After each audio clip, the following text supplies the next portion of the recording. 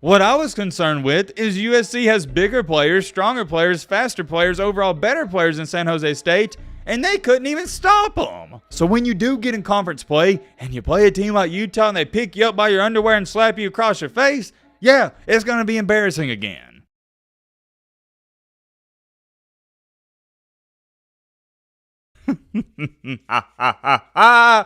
I'm excited to be back doing these recaps. Although it isn't I wouldn't call it the official start to being back for the recaps because that's week 1. It is week 0. So this is like it's a little appetizer. This is like what did I call it last week? The buffalo chicken dip. We're not officially back, but we're sort of back. And I want to let this be known at the very beginning of this video. I have a lot to say about the USC Trojans and the Notre Dame Fighting Irish. If you watch our preview, which by the way, we do our previews for our Saturday games on Thursdays, so mark your calendar down for that. We do it every Thursday, and then we do the recaps on today, which is Sunday. I stated in that video, ironically enough, can USC, what I'm looking forward to the most, it's not USC's offense. We know they're going to be spectacular. What I was looking forward to the most is USC's defense. And I stated, quote unquote, can USC hold San Jose State to under 28 points? And yeah, well, I'll pop it up right here. You obviously see they failed to do that. We're going to talk all about that in that USC defense, but also, what about Notre Dame? Here's the question of this video. Let me know in the comment section.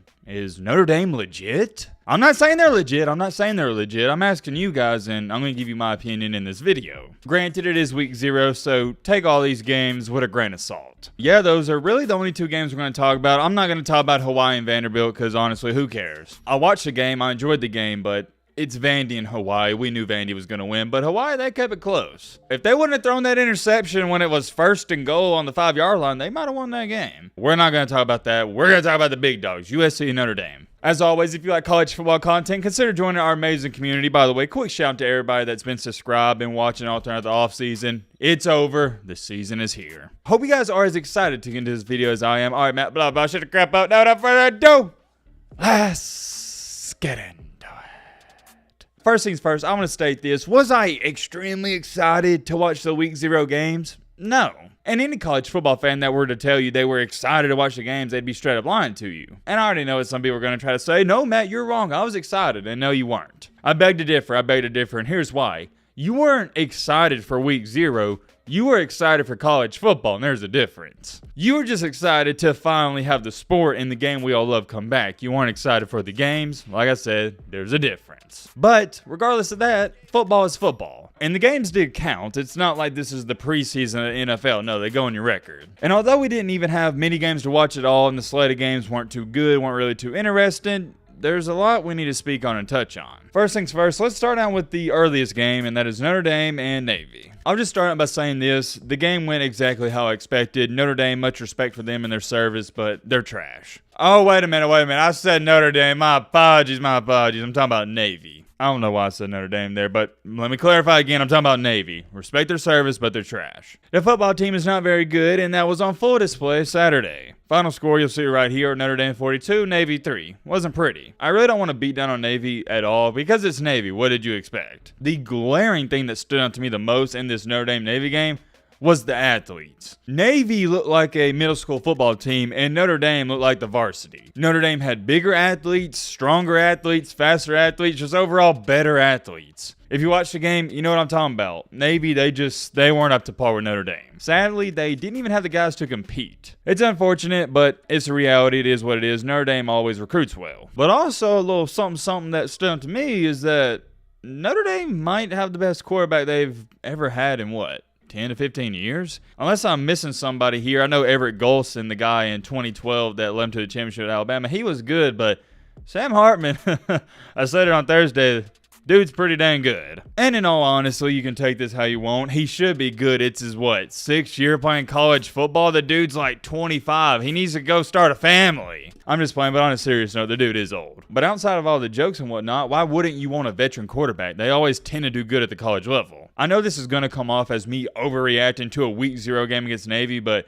Sam Hartman, just keep your eyes on him because I think this guy can be special. And when I say special, let me clarify on that. I think he can have a special season like Stetson DoorDash Bennett had last year for Georgia. How good of a season will Sam Hartman have? That's yet to be determined because I want to see Notre Dame play some real competition. But from watching him at Wake Forest, I mean, that game against Clemson last year, he played out of his mind. I've seen Hartman do it against competition, and now you pair him up with an elite running back, arguably one of the best running backs in the country, good O-line, pretty good wide receiver core.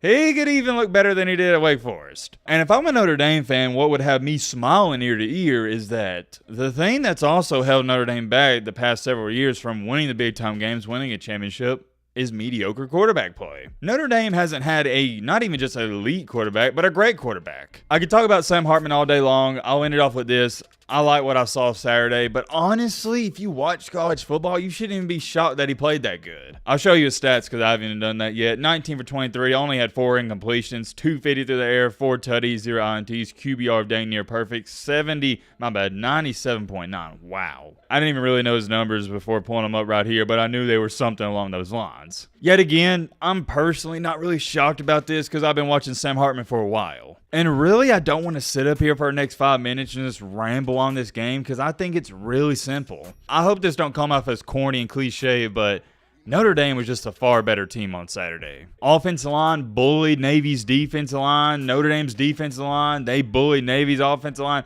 They were just better in every aspect of the football game. And trust me, I love going in depth on things, but there's nothing to go in depth about. If I can keep things short and simple, that's what I want to do. If I'm a Notre Dame fan, I'm feeling good. Let me pull it up. Who does Notre Dame play next week? Okay.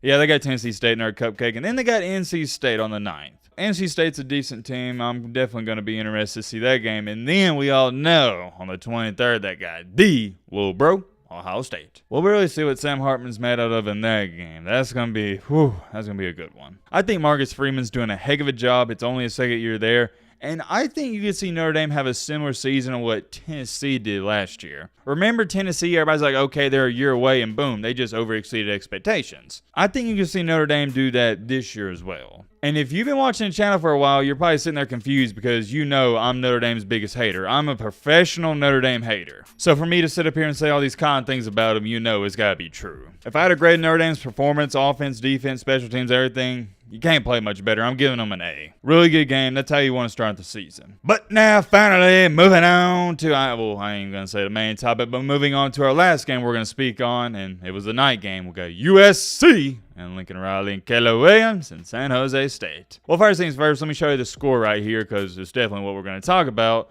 56-28. USC, they doubled up. Look, man, I'm going to ask you a question in the comment section. Do you really want me to sit up here and rave about Lincoln Riley and Caleb Williams and that offense? Do you really want me to do that? I said it in the preview. I said it last year. I'm not going to do that. We know they're great. I don't care if you hate Lincoln Riley, and I know a lot of people in the college football world do. I've always been in his corner. He is the best offensive mind and offensive play caller in all of college football. Anybody that tells you otherwise, they're just straight up lying. If it came out tomorrow that Lincoln Riley is going to be the offensive coordinator for their team, they'd be head over heels. Lincoln Riley is an absolute genius. USC scores 56 points. Not shocked. I'm not going to sit up here and praise Caleb Williams because it's Caleb Williams. Y'all know he's good. But I will say this. What about that freshman wide receiver, Zachariah Branch? Woo! That dude's looking special. I'm telling you, man, that Branch dude, I could easily see him having over 1,000 yards this year. He is a lethal weapon. He is a freshman, but dang, man, there's just one thing that's always going to hold true in the sport of college football. You can't coach speed. Having speed, especially in 2023 and the way offenses are and the way the game is in general, it's vital. If you can have a player with that speed and that athletic ability, it can take your entire offense to a completely another level. I don't want to say he reminds me of Jalen Waddle, but he's a guy where you're like, okay, I got to see what he does. Because every single time he touches the football, you're like, man, he could take it to the house. And speaking of take it to the house, he took a kickoff to the house. So if you do want me to talk about the offense, that is the only thing I'm going to talk about because that is something new to speak on. Outside of that, I'm moving along here. You know what I'm about to talk about. You know what I'm about to get into. The defense. I stated all throughout the offseason that USC's defense, they were going to be better. This was clear and evident because last year when Lincoln Riley got there, they was heavily depleted. They didn't have any depth whatsoever, and that was expected. Everybody that knows what they're talking about, they expected USC's defense to be trash last year. It is what it is. However, this year, different story. Lincoln Riley had a full offseason to recruit, go on the transfer portal, fix that defense. Remember, he got former 5-star recruit Bear Alexander from Georgia, and he looked pretty good last night. I'm not going to sit up here and name off every player he's added, but he did add a lot to that defense that was very bad. And the thing with Lincoln Riley and his defense at USC is they don't even got to be average. They just got to be slightly below average, and they could win a championship. If you can hold teams to under 40 points, more than likely you're going to win every single game. And that's even crazy to think about, but it's true. Because USC is going to average right around 48, 49 points per game. So if you could just get a couple of stops here and there, hold teams to 30, 35 points, you're going to win. But the problem is, you can't count on the offense week in and week out. You can't. And it's the reason that Georgia and Kirby Smart won back-to-back championships and Nick Saban's won, 6 at Alabama? Defense travels. You can always count on your defense being there, but you can't always count on your offense. I don't care if you get the best offense in the country. There's going to be a game where your offense has a couple of turnovers and they struggle. And that's for most teams. I'd say 2019 LSU and 2020 Bama, their offense really never skipped a beat at any point throughout the season. But those are exceptions, ladies and gentlemen, because 2019 LSU and 2020 Bama were two of the best teams college football has ever seen. You got to think about it. That 2020 Alabama team had 3 players finish in the top 6 in Heisman voting. Devontae Smith won it. Mac Jones, he was in the top 6, and Najee Harris was at number 6. So unless you get 3 of the top 6 players in America, yeah, your offense is going to have an off week. Well, here's the thing, guys, and this is just going off of week 0. USC's defense is still not good. They're not even close to good. They're not even average. Okay, I'll put it this way. If 5 is average on a scale of 1 to 10, I don't even know if I can put them at a 4 because that's slightly below average. I'm going to put them at a 3. I'm not going to sit up here and say that San Jose State diced them up, but they look like they moved the ball at ease at times. And with all due respect, it's San Jose State. What in the world do you think is going to happen when they get in conference play? And I'm not too concerned with giving up 28 points because at the end of the day, it's not really a big deal. You won by 28. What I was concerned with was San Jose State moving the ball at ease. What I was concerned with is USC has bigger players, stronger players, faster players, overall better players than San Jose State, and they couldn't even stop them. So when you do get in conference play and you play a team like Utah and they pick you up by your underwear and slap you across your face, yeah, it's going to be embarrassing again. I'll put it this way so y'all get a better perspective. Alabama plays MTSU in week 1. Similar opponent to San Jose State.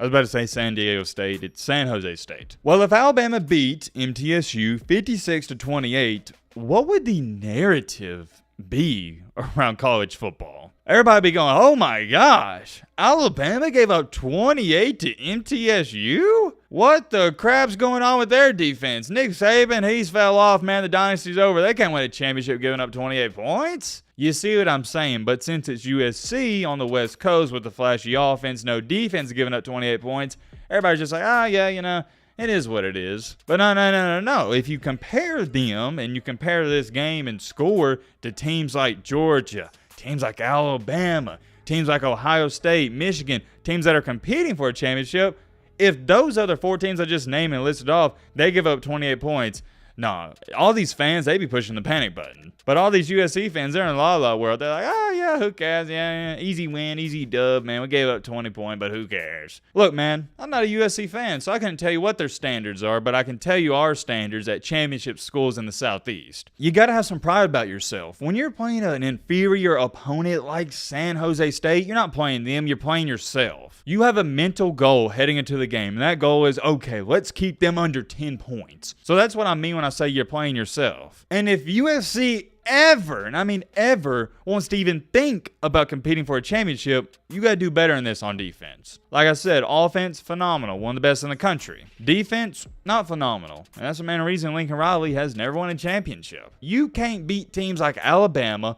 Georgia, Ohio State, and Michigan with a defense like this. Never going to happen. It won't happen, and it never, ever will happen. So congratulations, USC. A win is a win, and you never apologize for a win. No, never do that. But you got to understand, I'm holding y'all to a very high standard. Y'all want to be in the conversation with the Alabamas and Georgias and the Michigans of the world?